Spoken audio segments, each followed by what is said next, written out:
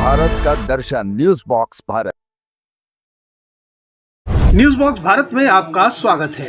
राजधानी के एक निजी होटल सभागार में ग्राम सांसद झारखंड चैप्टर कॉन्क्लेव 2025 का आयोजन किया गया। यह आयोजन रेडम वेरिएबल फाउंडेशन द्वारा झारखंड सरकार के ग्रामीण विकास विभाग के सहयोग से किया गया। इस कॉन्क्लेव का उद्देश्य ग्रामीण विकास को नई दिशा देना, नीति निर्माण में जमीनी स्तर पर भागीदारी को बढ़ाना और योजनाओं की पहुंच को गांव के अंतिम व्यक्ति तक प्रभावी ढंग से सुनिश्चित करना रहा। कार्यक्रम में राज्य भर से आए पंचायत प्रतिनिधियों, सामाजिक कार्यकर्ताओं, प्रशासनिक अधिकारियों और नीति विशेषज्ञों ने भाग लिया। राज्य के ग्रामीण विकास एवं पंचायती राज विभाग की मंत्री दीपिका पांडे सिंह ने कहा कि झारखंड में खेती को व्यवसाय की तरह प्रॉफिट मॉडल पर काम करने की जरूरत है। उन्होंने कहा कि ग्रामीण इलाकों में लघु एवं मध्यम उद्योगों के यूनिट लगाने की जरूरत है।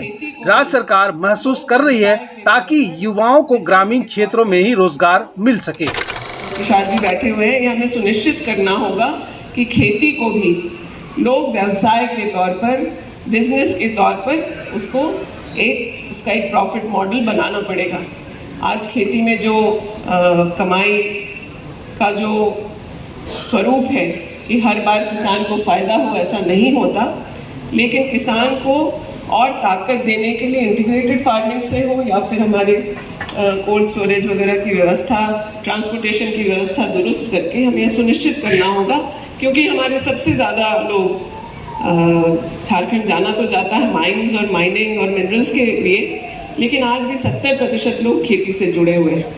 तो उनको कैसे उन्नत खेती से जोड़ा जा सकता है, उसके लिए लगातार सरकार भी प्रयास कर रही है। कई सारी योजनाएं, स्कीम्स भी हैं और आप लोगों को भी मुझे लगता है कि ऐसी योजना और स्कीम्स का लाभ लेना चाहिए।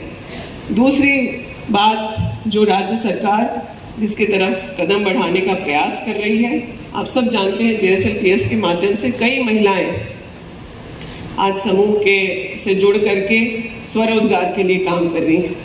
लेकिन किस तरीके से हम लोग थोड़ा रूरल इंडस्ट्रियलाइजेशन, मैं नहीं कह रही हूँ बड़ी बड़ी फैक्ट्रियाँ जिससे गांव के लोगों को विस्थापित और गांव से दूर कर दिया जाए, लेकिन छोटे छोटे यूनिट्स हो, स्मॉल स्केल या मीडियम स्केल, अगर फैक्ट्रीज हम लोग लगाएंगे गांव में तो हमारे गांव ग्रामीणों को बाहर नहीं जाना पड़ेगा।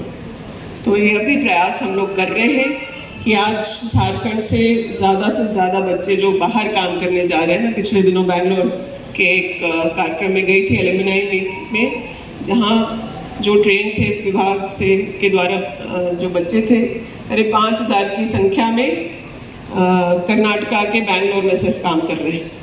ऐसे हज़ारों लाखों बच्चे हमारे राज्य से बाहर काम कर रहे हैं। वहाँ पर वो भी आए थे जिनके फैक्ट्रीज में ये बच्चे काम कर रहे हैं। वो भी हमारे झारखंड के बच्चों के परफॉर्मेंस से बहुत खुश थे और कहते हैं कि हमें ऐसे और लोगों की आवश्यकता है। तो हम लोगों ने इस बात पर भी पहल किया है कि आने वाले समय में ऐसे यूनिट्स झारखंड में ही लगे जो यहाँ के कल्चर से, ट्रेडिशन से, यहाँ की खेती, यहाँ की उपज से जुड़े हुए काम हो, या फिर गारमेंट इंडस्ट्री को लेकर के हो, टेक्सटाइल हो। हमारा तसर पूरे देश में उसकी पहचान है, विदेशों तक जा रहा है।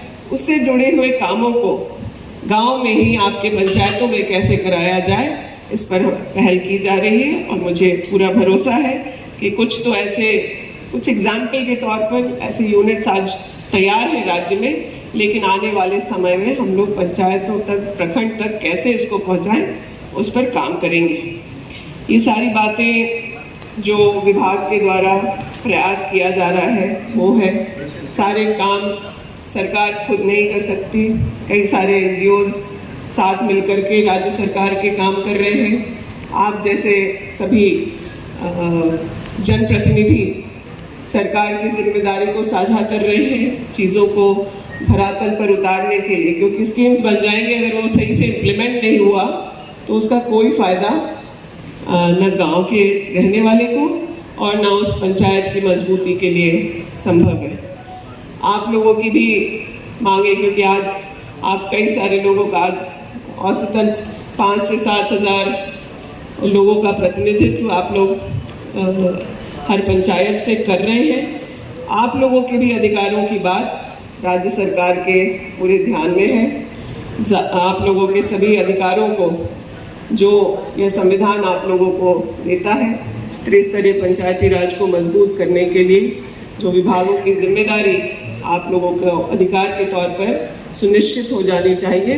बाद में पत्रकारों से बातचीत में ग्रामीण विकास मंत्री ने कहा कि पिछले दिनों केंद्रीय मंत्री से मुलाकात के दौरान मनरेगा समेत अन्य स्कीम के बकाया की राशि भुगतान करने की बात कही है।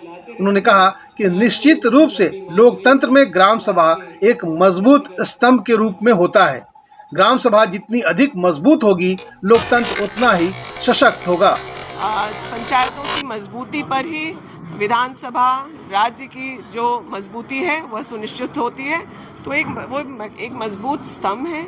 मुझे लगता है कि उनके साथ सहयोग के बिना जो सरकार विधानसभा में खास करके जो राज्य सरकार निर्णय या फैसले ले रही है, स्कीम्स ला रही है लागू करने के लिए, उनके सहयोग से वो पूर्ण हो पाता है। ग्रामीण क्षेत्र बकाया को लेकर लगातार से ग्रामीण आज भी जुड़ नहीं पा रहे जानकारी के अभाव में। नहीं, आप मुझे लगता है कि ये कहना सही नहीं होगा। लाखों करोड़ क्रेडिट लिंकेज बहनों को दिया गया है।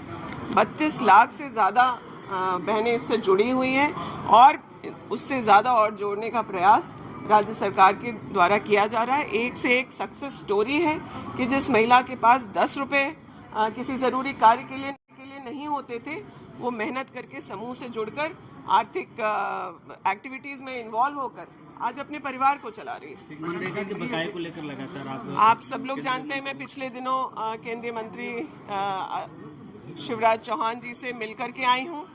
जब से हम लोग ये जिम्मेदारी संभाले, लगातार संवाद जो है केंद्र सरकार से यह स्थापित किया जा रहा है और प्रयास हो रहा है कि जो राज्य का बकाया, खास करके मैं ग्रामीण विभाग के बारे में कह पाऊंगी कि जो हमारा बकाया है मनरेगा का है, फिर कई सारे एडमिनिस्ट्रेटिव फंड्स भी जो है नहीं आए हैं। पहले से पारित कुछ स्कीम्स हैं जिसके फंड नहीं आने की वजह से आज जो ग्रामीण युवा हैं उनकी मेसन की ट्रेनिंग हुई, इस तरह की तमाम बातें थी। उस पर बहुत सार्थक चर्चा हुई और मुझे लगता है कि उस पर सकारात्मक पहल करते हुए केंद्र सरकार इन बकाया को क्लियर करेगी। हम लोगों ने जो मांग बहुत अभी प्राथमिकता के अनुरूप सबसे मजबूती से जो मांग की है वो मनरेगा की मजदूरी को 405 रुपये करने की बात है। और दूसरा कि जैसे अबू आवास में हम लोग झारखंड राज्य में 2 लाख रुपये प्रति यूनिट प्रति आवास सहयोग कर रहे हैं राज्य के लोगों को, उसी प्रकार से प्रधानमंत्री आवास का भी जो 1,20,000 है उसको बढ़ा करके 2 लाख किया जाए।